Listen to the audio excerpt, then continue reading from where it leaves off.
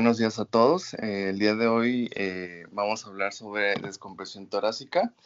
Soy el doctor Cristian Soberano, soy médico de urgencias y vamos a abordar esta técnica que muchas veces aplicarla de forma adecuada y en un tiempo determinado nos ayuda a salvar vidas. De forma general vamos a entrar a una introducción pequeña sobre lo que es el neumotórax, que es, en este caso, no sé si se puede ver la presentación. Ya bien. En la introducción, lo que es un neumotórax, que como ya sabemos va a ser una emergencia mortal cuando es atención, en lo que va a haber una gran acumulación de aire en el espacio pleural, que este va a comprometer de tal forma la respiración y la función cardíaca, que en sí es lo que nos va a conllevar al riesgo de que el paciente pueda caer en paro. Recordemos que neumotórax atención entra dentro de las test de revertibles de paro, de causas de paro. Entonces, el diagnóstico en estos pacientes va a ser meramente clínico. Es recomendable que se haga la intervención adecuada en el momento adecuado para eh, disminuir el desenlace fatal de estos pacientes. Bien, ahora de una forma más técnica tendríamos que saber cómo se hace la técnica, qué material vamos a usar y dónde es el mejor sitio para poder hacer la descompresión. La ruptura de la pleura va a generar que haya ese desplazamiento de aire y esto nos va a llevar que adentro de la cavidad pleural haya una presión que conlleve a poner en riesgo la vida del paciente por compresión de las estructuras dentro del tórax y del mediastino. Al desplazarse todas estas estructuras van a generar que el pulmón va a reducir la oxigenación, la ventilación y por ende el paciente va a estar eh, hasta cierto punto hipoventilado, desaturando y va a generar mucho dolor. El paciente se va a quejar de dolor. En un momento más vamos a ver lo que conlleva al cuadro clínico que presentan los pacientes con neumotórax atención, y el objetivo principal de una descompresión con aguja pues es prácticamente que ese neumotórax se convierta, ese neumotórax de atención se convierta en un neumotórax simple, y una vez que ya el paciente llegue a una unidad hospitalaria se pueda colocar el tratamiento definitivo, que ya va a ser con una sonda endopleural, que eso ya es dentro de alguna unidad hospitalaria donde se puede hacer con más material y ya más controlado el procedimiento.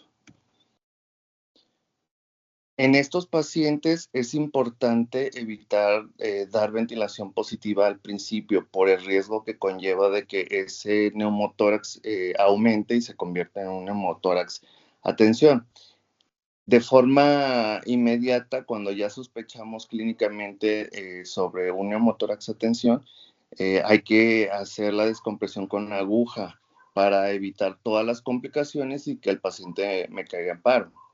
La descompresión, el objetivo es expandir el pulmón y por ende haya mejoría clínica en el paciente, haya mejor función cardíaca y por ende también mejor oxigenación del paciente.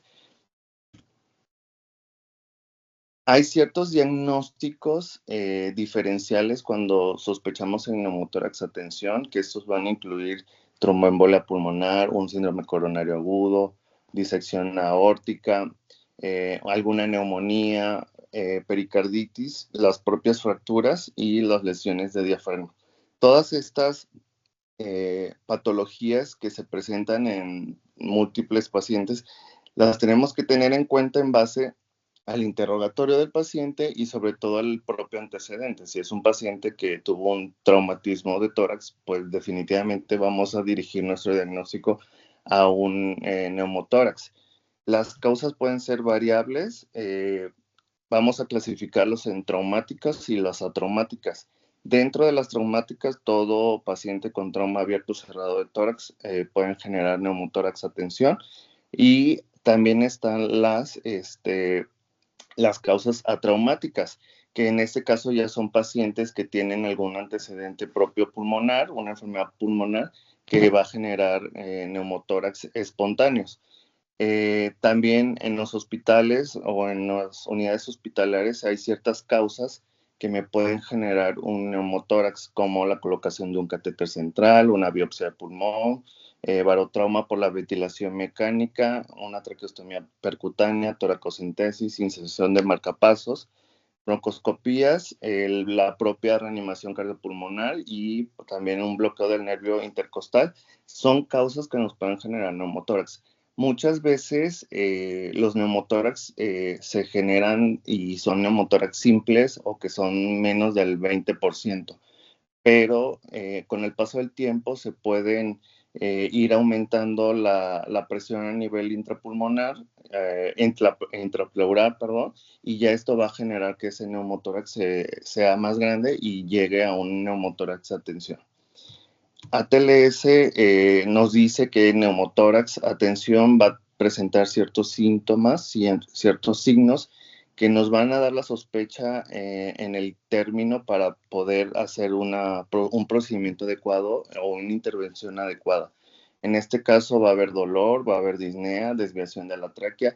La desviación de la tráquea muchas veces no se puede comprobar hasta no tener un estudio de imagen, pero los demás datos clínicos sí nos dan las sospechas de un neumotórax de tensión y sobre todo por el propio antecedente del paciente. Si tuvo un accidente con trauma de tórax, pues hay que ir indagando ese diagnóstico. También va a haber ausencia de los ruidos respiratorios del lado afectado, del tórax afectado, y también se puede acompañar hipotensión, datos de choque obstructivo y puede haber ingurgitación yugular.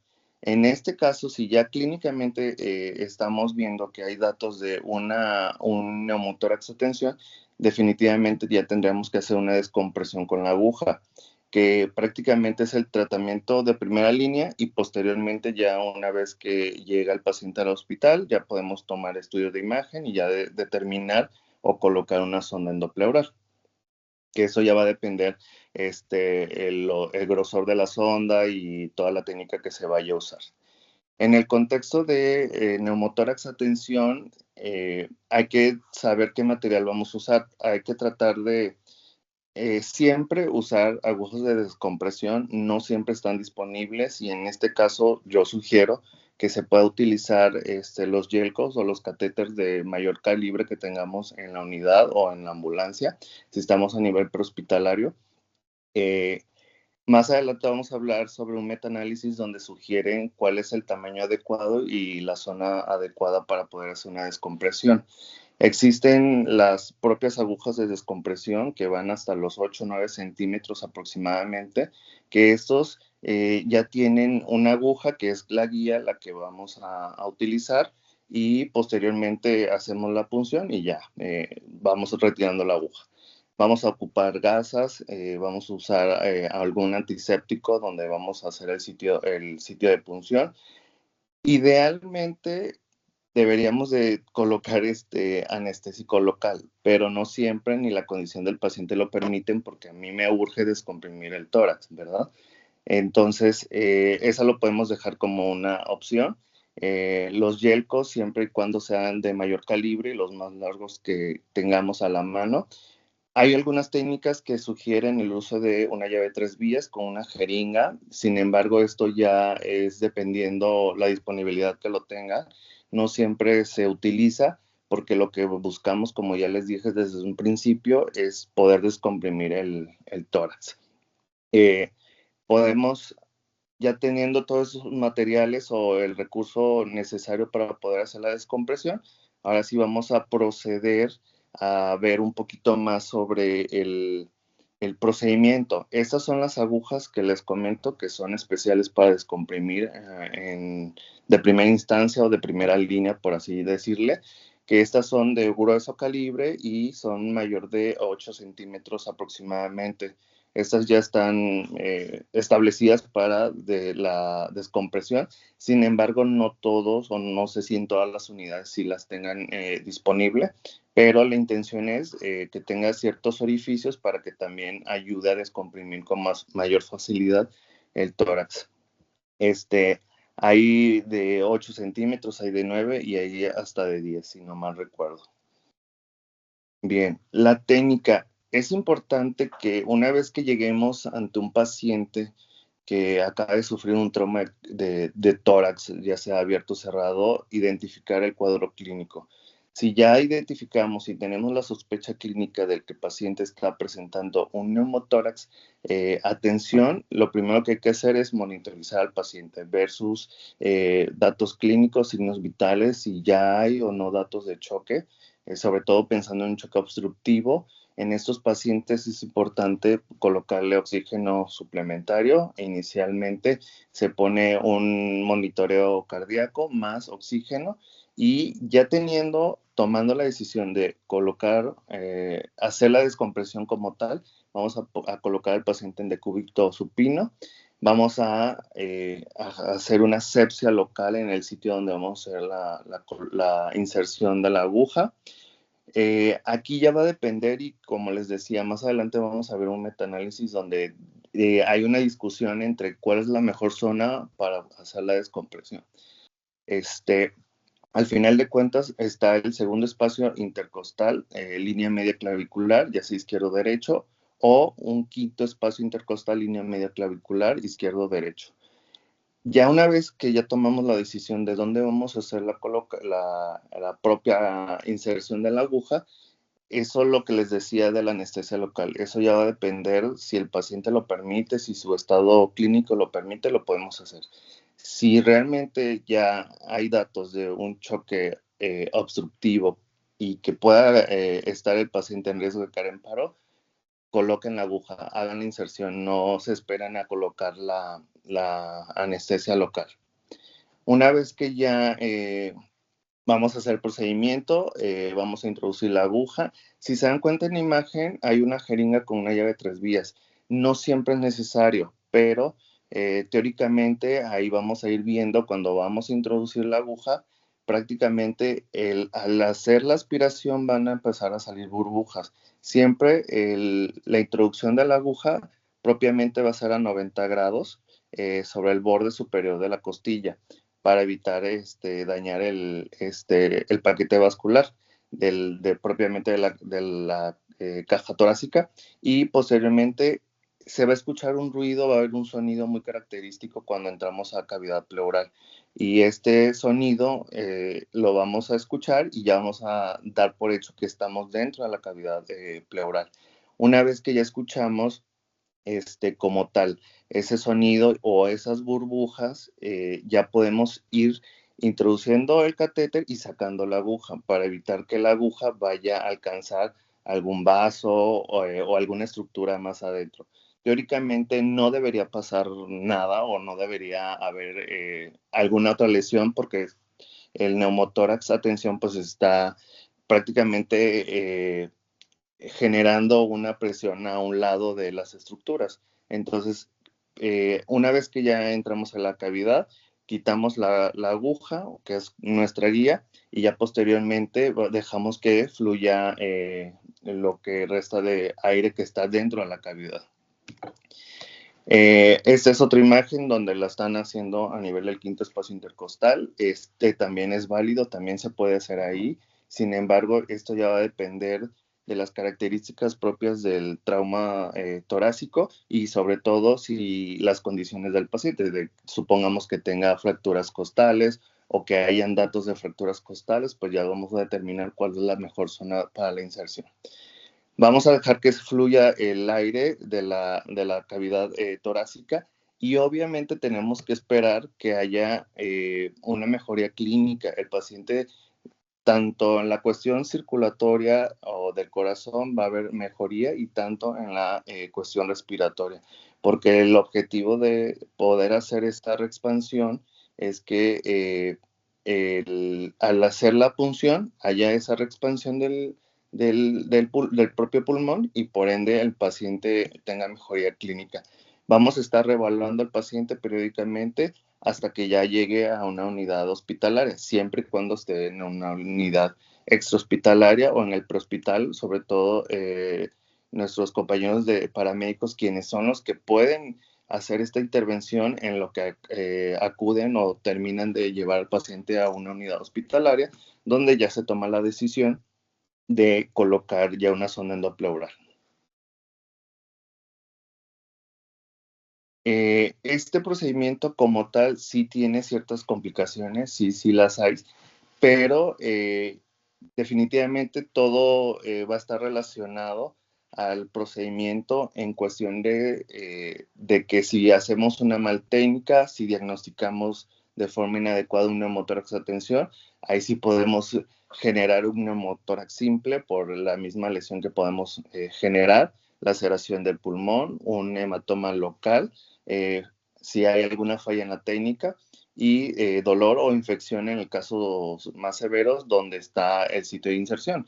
Definitivamente esto ya va a ser en base a cómo se haya hecho el procedimiento y si realmente se dejó o se hizo una adecuada técnica, sobre todo en la cuestión de asepsia, que no nos vaya a condicionar una infección posteriormente al procedimiento. Es importante mencionar que el neumopericardio puede ser una complicación severa, pero por eso hay que saber tomar la decisión de dónde vamos a hacer una inserción de la aguja. Posteriormente a eso ya hacemos la inserción, pero hay que idealmente llevar al paciente a estudios para determinar que no hay alguna complicación asociada, sobre todo estudios de imagen. No sé si a su experiencia en todas las unidades tenemos las agujas de descompresión. Yo realmente he visto, creo que en una ocasión solo he visto, no sé si en todas las unidades se cuentan con las agujas de descompresión, pero si no las hay, podemos utilizar el yelco más grande y más grueso que tengamos disponible. Ahora, vamos a ver un caso clínico sobre un paciente que fue atendido a nivel prehospitalario y ahorita ustedes también van a tomar decisiones. Es un paciente masculino de 57 años que sufre una caída de 3 metros de altura y recibe una contusión en tórax anterior. A la llegada de los paramédicos, el paciente presenta dificultad respiratoria, enfisema subcutáneo a la palpación del hemitórax derecho. Signos vitales del paciente, una TA de 85/43, una frecuencia cardíaca de 130, respiratoria de 38, temperatura de 35 y el paciente satura a 83%. Ya se le inicia oxígeno y qué decisión se va a tomar para poder mejorar las condiciones de este paciente. ¿Cuál sería la conducta a seguir? ¿Qué es lo que se sugiere en un paciente con estas características?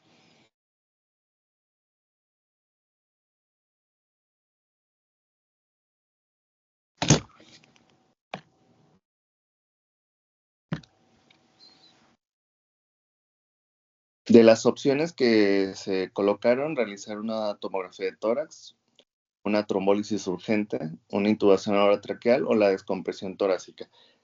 Si nos regresamos al anterior, el cuadro clínico es característico, por ende, como ya les había comentado, la sospecha clínica es lo que nos va a llevar a poder determinar cuál es la necesidad o la urgencia de colocar una descompresión por aguja y poder mejorar el estado hemodinámico y respiratorio del paciente.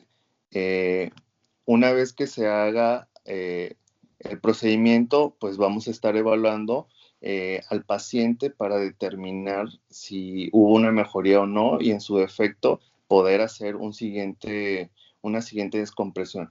Es importante mencionar y en la siguiente diapositiva donde están las recomendaciones finales, el metaanálisis que coloqué en esta presentación menciona que hay una comparativa de cuál es el tamaño o el largo de centímetros de los catéteres o de las agujas de descompresión, que van desde los 5 centímetros hasta los 8 centímetros.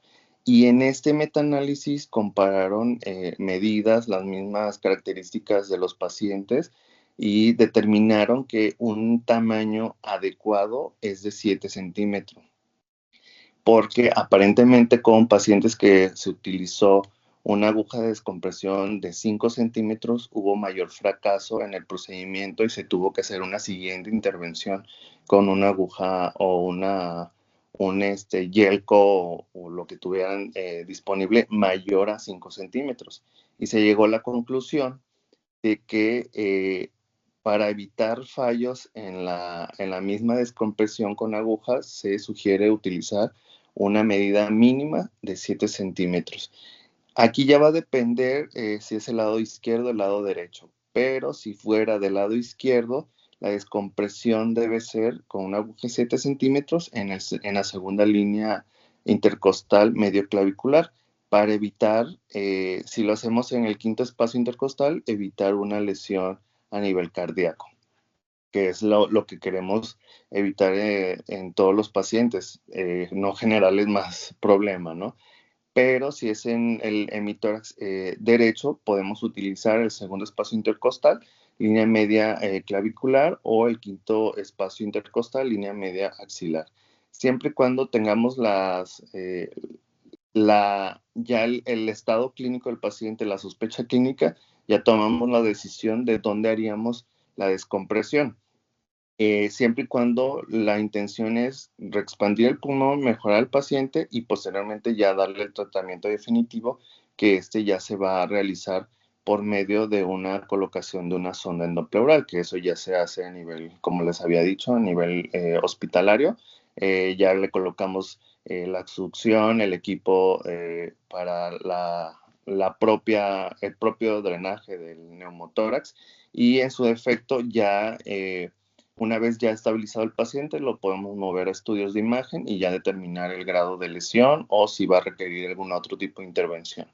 Como les había comentado, el neumotórax de tensión es una de las causas reversibles de paro, por lo cual depende mucho la intervención en la forma adecuada y que quienes están a nivel prehospitalario ya tengan la sospecha clínica de estos pacientes y ya poder determinar y hacer la intervención necesaria. No sé si alguna duda, alguna pregunta.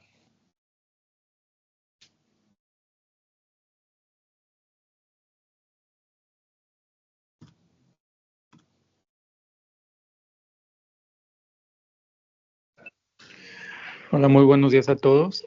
¿Alguno tendrá alguna duda?